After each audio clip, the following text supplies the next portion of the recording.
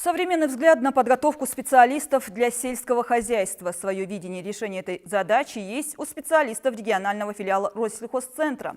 Для студентов Назрановского аграрного техникума они разработали цикл лекций. Сегодня состоялась первая встреча. Ребятам рассказали об активном внедрении в отрасль инноваций и современных технологий. Наша республика была и остается аграрной, и это совсем не значит, что другие отрасли у нас не развиваются. С этих слов начинает лекцию для студентов аграрного техникума Усман Сампиев. Специалисты Россельхозцентра поделились с учащимися профессиональными секретами, рассказали о наиболее вредоносных объектах на полях республики и методах борьбы с ними. Это была лекция ознакомительная, и я надеюсь, что это не последняя лекция.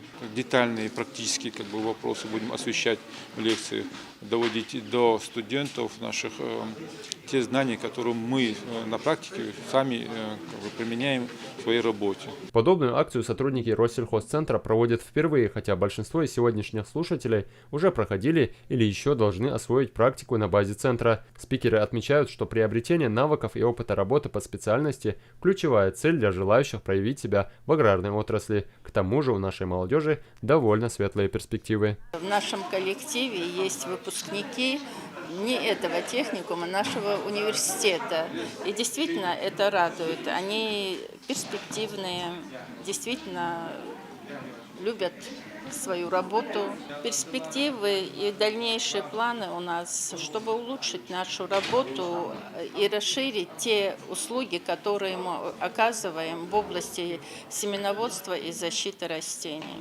Для будущих выпускников аграрного техникума общение с профессионалами – хорошая возможность себя проявить. Амирхан Тамбиев из 7 аграриев и с этой отраслью знаком не понаслышке. Извлек для себя пользу из встречи и планирует применять новые навыки на практике. Нам говорили про то, какие болезни встречаются у нас на практике, болезни растений, какие существуют энтомофаги, какие встречаются вредители и как с ними бороться на практике. Лекционный материал вызвал у студентов живой интерес. Прозвучало много вопросов по защите растений, технологии применения биопрепаратов и их совместимости с химическими.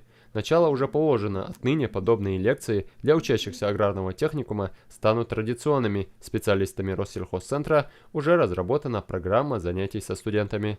Ислам Дударов, Магомед Нальгиев, Найп Цичоев. Вести Ингушетия.